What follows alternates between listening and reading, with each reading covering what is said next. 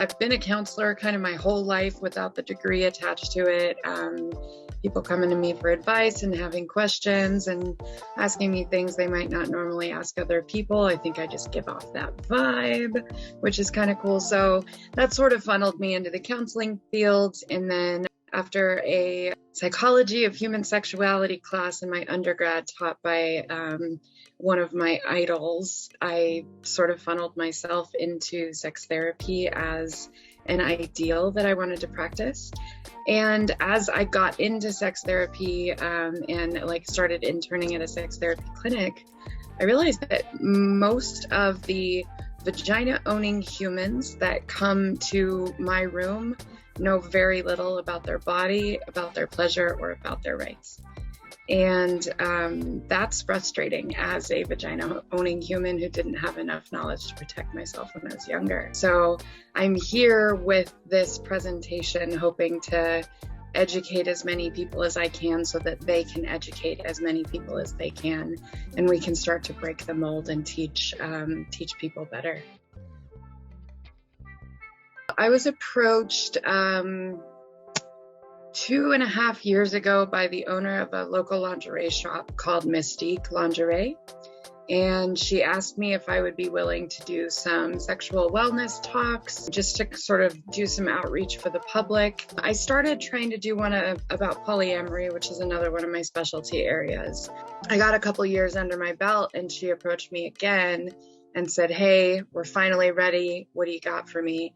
And I said, actually, I'm being called away from polyamory. I'm being called towards the sexual wellness of vagina owners, and I want to empower as many people as possible. It was perfect because it was a lingerie store, and unfortunately, you don't get a lot of men in lingerie stores. We need to fix that. Men in lace, come on. But I would say that I sort of built the presentation from the ground up by getting it prepared and hoping that people would find it accessible and tangible and that they would have a take-home message that would be good for them.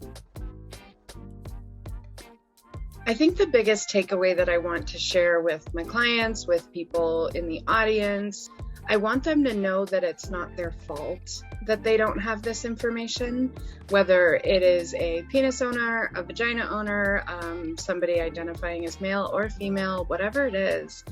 I want them to know that it is not their fault that they don't have this information. It's not their fault that they've faked orgasms or lied to their partner about what felt good and what didn't feel good. I think we need to put that where it belongs, that blame on our culture.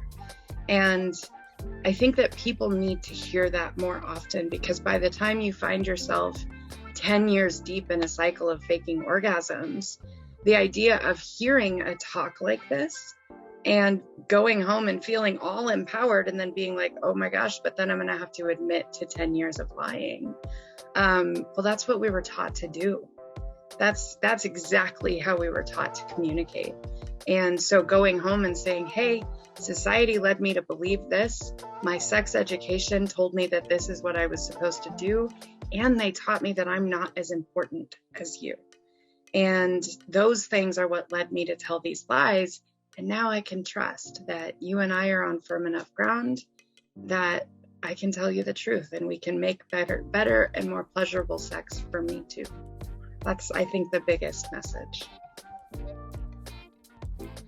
I am still a little mind blown that I'm giving this presentation at a conference.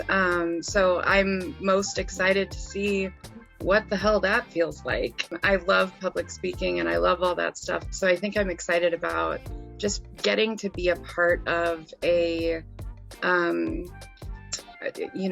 structure that I can really get behind and I can really support, but also that can support me. Sexual Health Alliance has taught me so much just about being in the community and learning from what we've been taught, funneling those messages down.